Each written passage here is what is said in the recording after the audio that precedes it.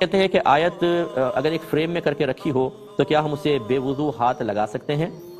دیکھیں اگر تو وہ شیشے کے نیچے ہے، اوپر ایک شیشہ آ گیا ہے تو ایک تہہ بن گئی ہے، اس کے اوپر ہاتھ لگے تو کوئی پرابلم نہیں ہے۔ ایسی ہے جیسے یہ اسکرین، موبائل کی اسکرین کے اوپر مطلب آپ کا ہاتھ لگے، اگرچہ وہاں پہ تو باقاعدہ نقش ہے، یہاں نقش بنتا نہیں ہے، لیکن بہرحال وہ ایک بیچ میں فاصلہ آ گیا، اس کا چلے گا، گنجائش نکلے گی، اور سائیڈ سے پکڑنے میں تو کوئی پرابلم نہیں ہے۔ لیکن اگر آگے شیشہ نہیں ہے، ڈائریکٹ کوئی کپڑے پہ جیسے بعض اوقات بنا دیتے ہیں یا کاغذ پہ لکھا ہوا ہے اور ڈائریکٹ آپ کا اس پہ ہاتھ لگے گا تو بالکل گناہ گار ہوں۔ بہن نے فرمایا کہ ہمارے ایسا ہوتا ہے کہ میت کو غسل دینے کے بعد اس پہ پھول ڈالتے ہیں، تو بعض نے منع کیا کہ پھول ہٹا دو، اس سے میت پر وزن پڑتا ہے۔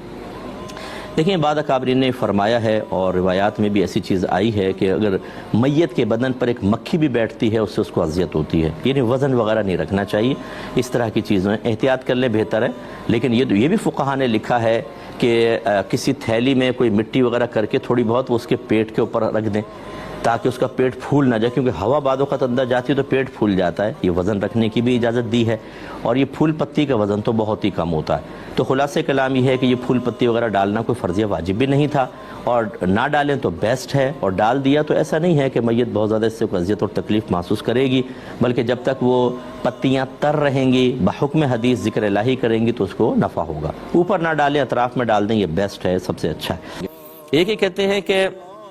رزق حرام کھانا یا کمانا ہمارے مذہب اسلام کی تعلیمات کی روشنی میں کیا کفر ہوتا ہے؟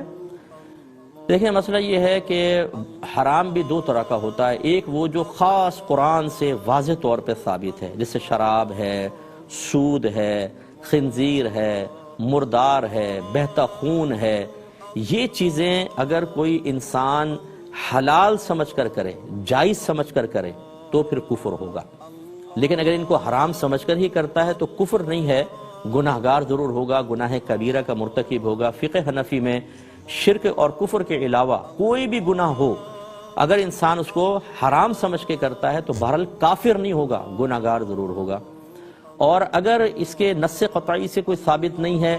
ایسے حدیثوں سے یا فقہا بعض چیزوں کو حرام کہہ دیتے ہیں اور وہ قرآن کی آیت سے ثابت نہیں ہوتا، وہ اپنے طور پر اس کو حرام کہتے ہیں یا مکروہ تحریمی قرار دیتے ہیں اپنی ذاتی رائے سے، اس کا اگر کوئی حلال سمجھ کر بھی کر لے تو کفر نہیں ہے، بہت بڑی گمراہی ضرور ہے، ٹھیک ہے؟ تو یہ تھوڑا سا تفصیل ہوتی ہے، ہمیشہ اس کو کفر نہیں کہیں گے۔